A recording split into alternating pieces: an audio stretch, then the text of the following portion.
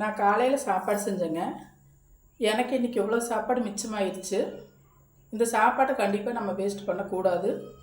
அதனால் இந்த சாப்பாட்டை வச்சு நம்ம வடகம் பண்ணலாம். அது எப்படி செய்கிறதுன்னு நான் உங்களுக்கு காமிக்க போகிறேன். அதுக்கு ஃபஸ்ட்டு பார்த்திங்கன்னா சாப்பாட்டை மிக்சியில் போட்டு நல்லா அரைச்சிக்கணும். நான் அரைச்சிட்டு வந்துட்டு உங்கள்கிட்ட காமிக்கிறேன்.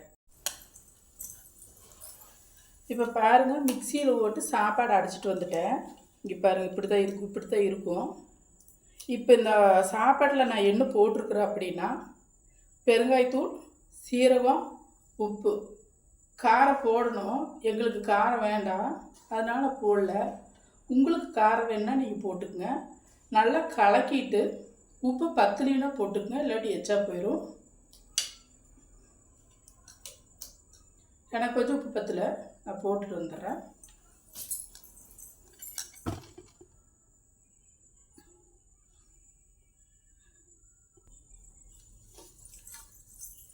இப்போ இதில் வடகத்தை அப்படியே நம்ம வைக்கலாம். அதுக்கு கொஞ்சம் தேங்காய் எண்ணெய் ஊற்றிக்கிங்க. இந்த மாதிரி பராத்தை எடுத்துக்கோங்க. கொஞ்சம் தேங்காய் எண்ணெய் ஊற்றி நல்லா இது பண்ணிங்க. அப்போ தான் ஒட்டாமல் ஒரு வடகம், ஒட்டாமல் வடகம் வரும். அதுக்கோசரம் இது பண்ணுறது.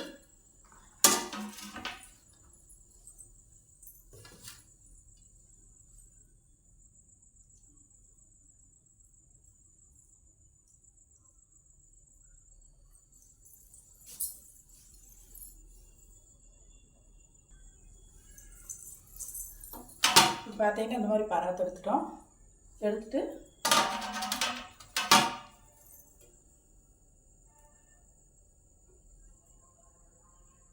இந்த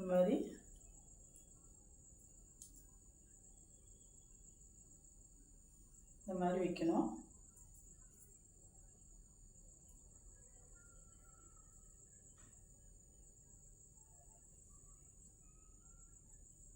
பாருங்க, இப்படியே வடகம் வச்சுட்டு வரணும்.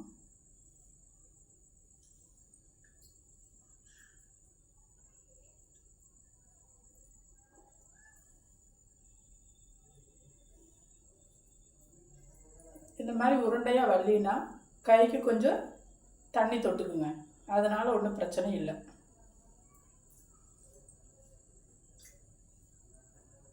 இந்த மாதிரி தண்ணி தொட்டுட்டிங்கன்னா இந்த மாதிரி அழகாக ரவுண்டாக வந்துடும்.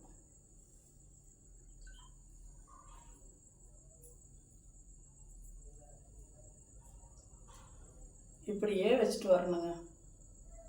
இந்த மாதிரியே வச்சுட்டு வரணும்.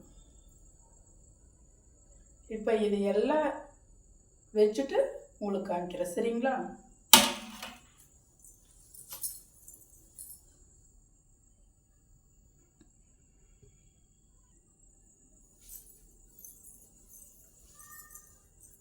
இப்போ பார்த்தீங்கன்னா நம்ம வீட்டு சாப்பாடு வடகம் ரெடி ஆயிடுச்சு. இது எதுக்கெல்லாம் சாப்பிட்லாம் அப்படின்னா, ரச சாப்பாட்டுக்கு சூப்பராக இருக்கும். அப்புறம் நல்லா மோர் ஊற்றி கரைச்சி சாப்பாடு, அதுக்கு சூப்பராக இருக்கும். இது காயருக்கு 2-3 நாள் ஆகும். 3 நாளைக்கு அப்புறம் எடுத்து இதை பொரிக்கும் போது உங்களுக்கு நான் காமிச்சு வீடியோ போடுறேன். ஓகேங்களா? பாய்.